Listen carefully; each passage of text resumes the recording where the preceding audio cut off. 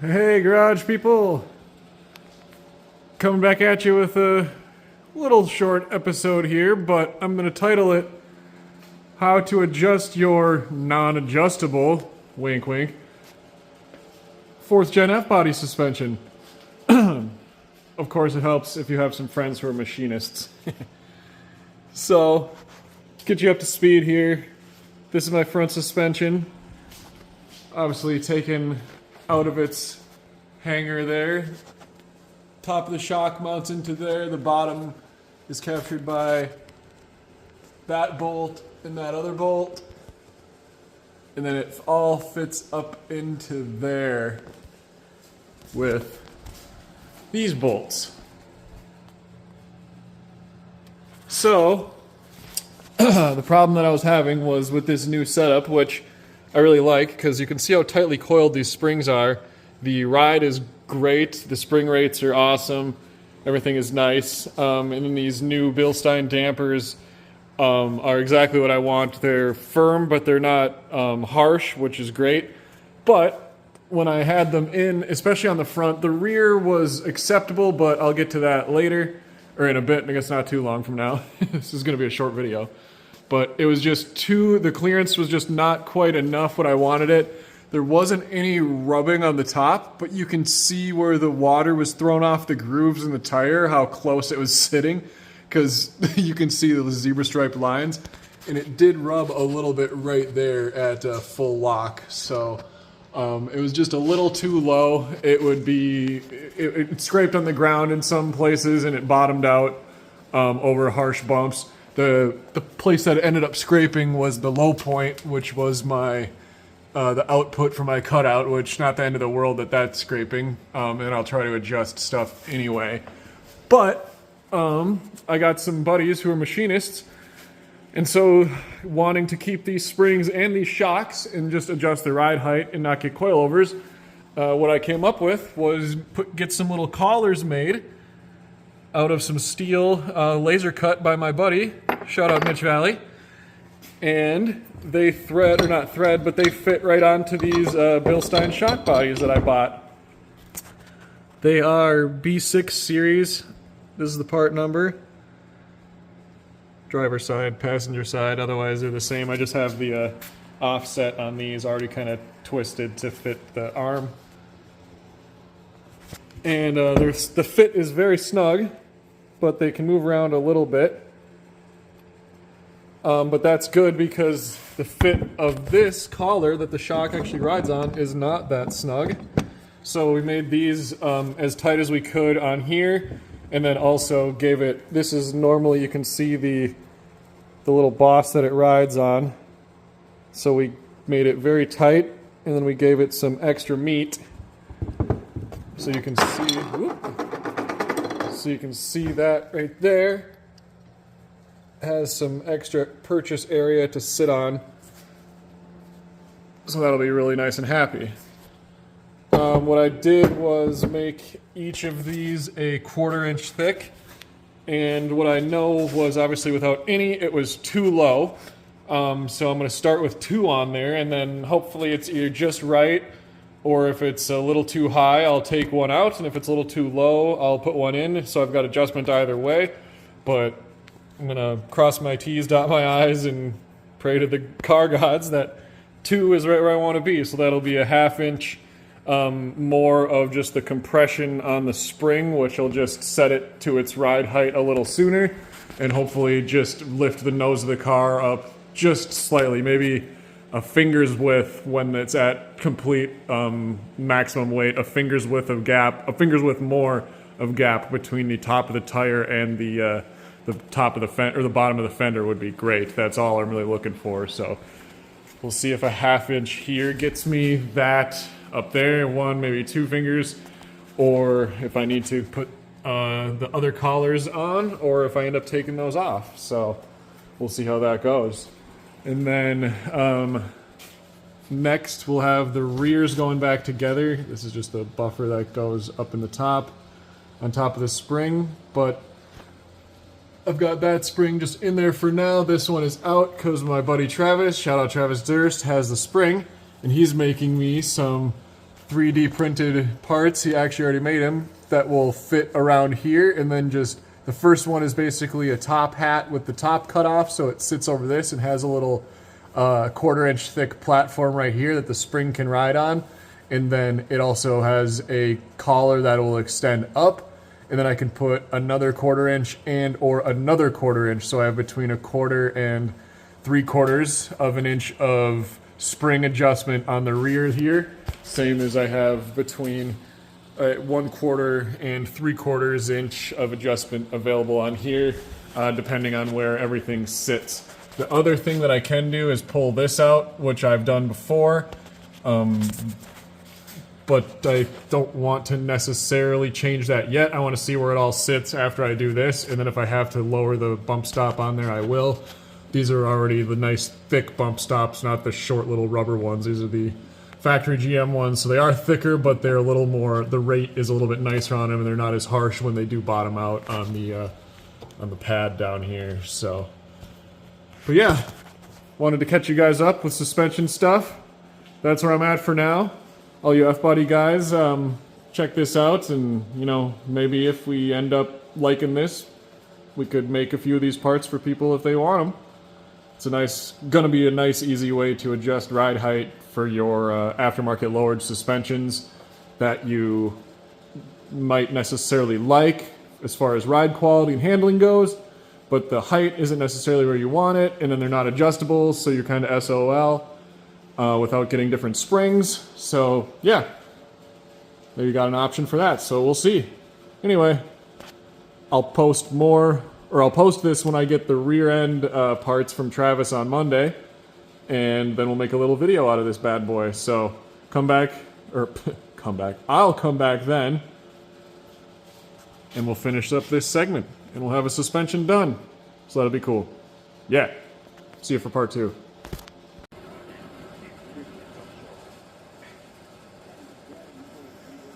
Hey, garage people.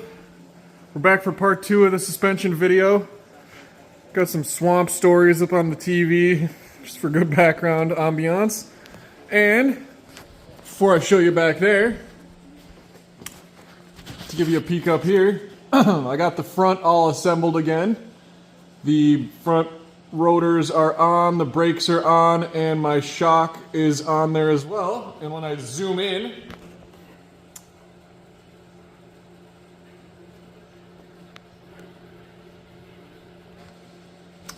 yeah, you can see those little collars there.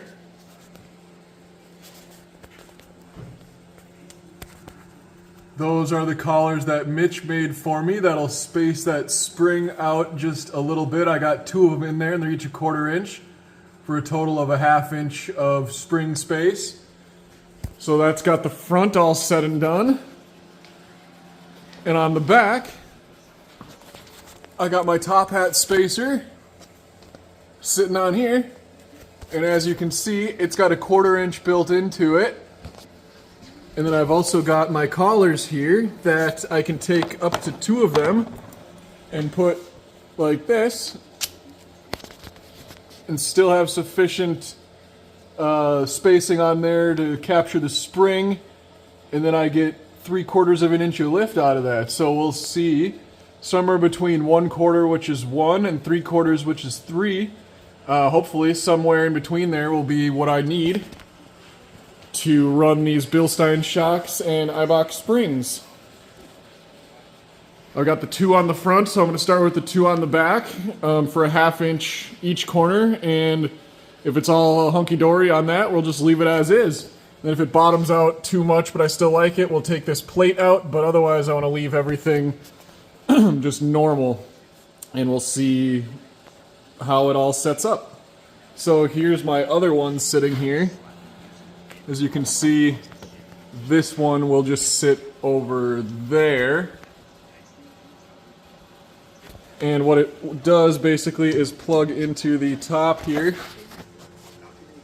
of the spring, and then that will flip over and sit, you know, basically the same as this is, and then the rubber hat goes on the top, and then that will go up in there, and that's where that centers on that plug there. So pretty easy system. pretty cool. Shout out again to Travis for printing them up for me. I'll plug these ones on here. There. So that's if it was all the way spaced up. And I think what I'm going to try, or I know what I'm going to try for starters is, whoop, I need two hands. There we go. So I know what I'm going to try for starters is that. Two of them on there. So yeah, pretty promising. I'm going to get the springs in there, and then I will apply some pressure with the jack to line up the shock mounts with their holes there. And I'll bolt those back in with their supplied nuts. And the panhard bar goes from there to there. And then the rear wheels can go on. So I think I'm going to do all that today. And then once we get this car down on the ground, we can see how it sits as far as ride height goes. And yeah, we'll go from there. So I'll take a little snappy snap when this is fully assembled.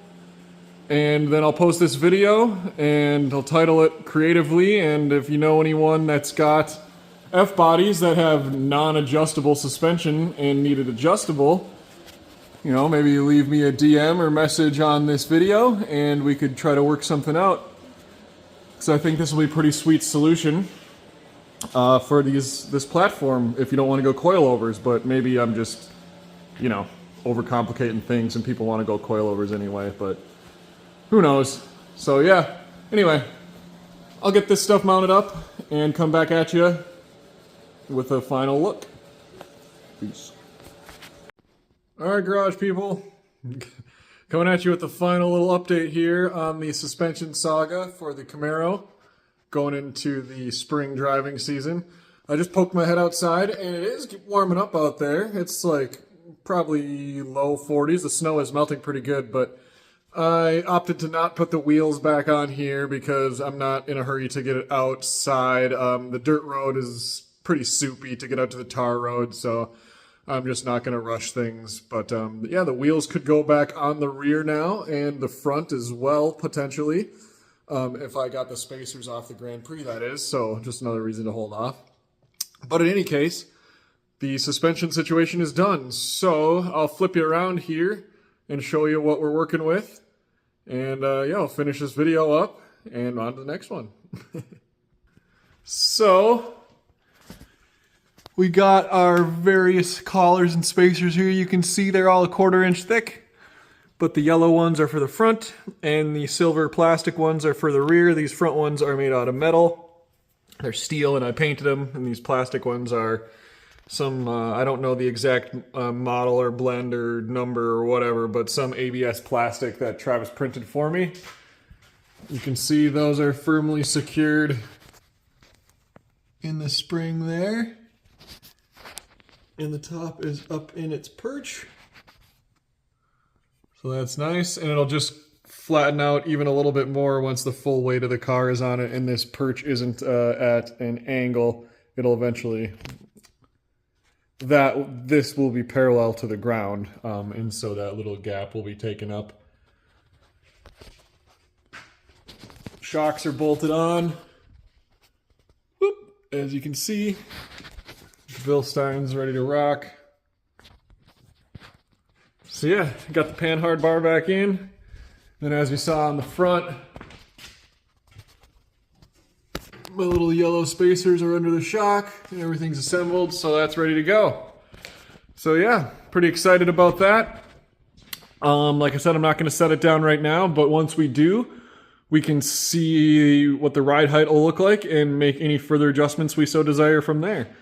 The only thing that I'm going to do before I take it fully off the lift is I've got some cinder blocks outside, and I'll put the wheels on and flip the cinder blocks on their ends, and then I can lower the car onto the blocks, but still have space to work underneath, and then I will go about tightening the sway bar end, or not the end links, but tightening down the sway bar bolts or nuts, whatever they happen to be. And then also doing the final adjustment and tightening on my exhaust clamps there, since the torque arm was bumping into it when the suspension was so sagged. So I'll just make sure that that's all hunky-dory. and we'll be good to go once the wheels are on, and then we can set it down, and it'll be time to assess the engine and then bring it in for that tune. So yeah, that's pretty much the last major milestone, except for the lower half of the air intake that will fit right in there. And all it will do is plug into the top half that's already installed. The lower half broke, so I just got a new one on the way. When that gets here, I will install that as well, and we'll be hunky-dory. So yeah, until next time, garage people, thanks for staying with me. Keep on wrenching, and we'll come back at you when the car's on the ground. Sweet. See you next time.